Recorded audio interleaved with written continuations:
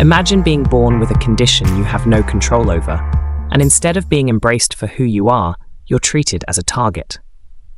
This is the harsh reality for many albinos living in parts of Africa today. In some regions across the African continent, being born with albinism can be a death sentence. People with albinism, or albinos, face not just discrimination, but brutal violence, exploitation, and even murder. But how did it come to this? How did something so tragic become so entrenched in certain African societies? To understand the persecution of albinos in Africa, we need to trace back to the roots of this troubling phenomenon. Albinism is a genetic condition where people are born without pigment in their skin, eyes, and hair. It's caused by a lack of melanin, the pigment responsible for skin color.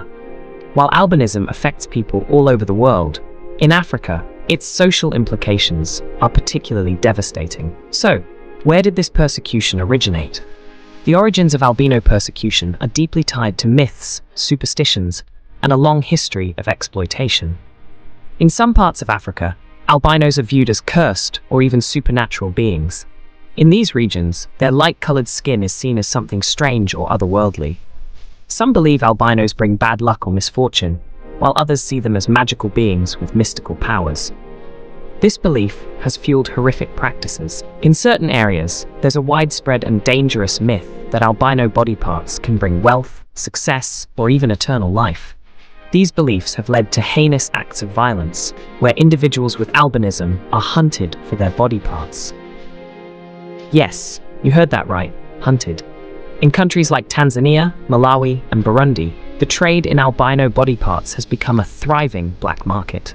Some witch doctors and traditional healers claim that albino body parts, such as limbs, hair, and blood, are potent ingredients for charms and potions. This belief has tragically led to the murder and mutilation of albino people, often for the sake of greed and the pursuit of power. The most disturbing part? This violence is not just perpetrated by strangers, it's often carried out by family members or people the victims trust.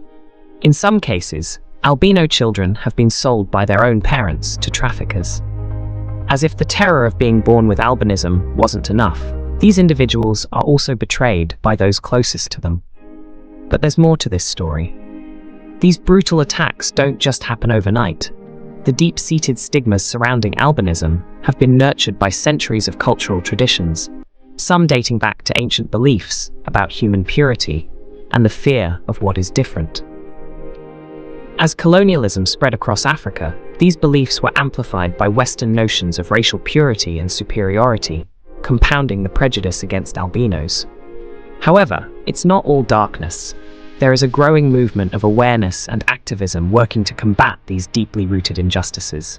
Human rights organizations, such as Under the Same Sun, and government initiatives are making strides to protect people with albinism and bring justice to those who commit these atrocities.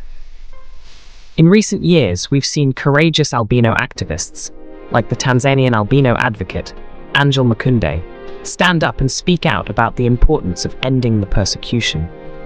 International awareness campaigns have also been raising global awareness, pushing governments to take stronger actions against those who perpetrate violence. But the fight is far from over. Education is key. Awareness is crucial. People with albinism deserve the same rights and dignity as anyone else. They should not live in fear simply because of the way they were born.